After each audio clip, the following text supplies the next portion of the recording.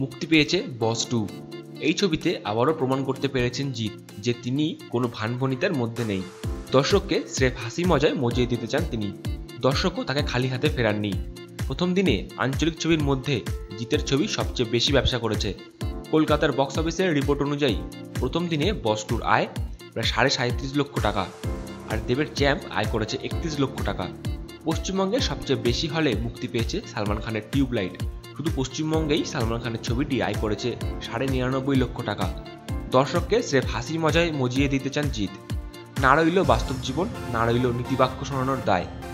বসের দায়িত্ব তো শুধু দর্শককে আনন্দ দেওয়ার, আর জিৎ সেটাই করলেন।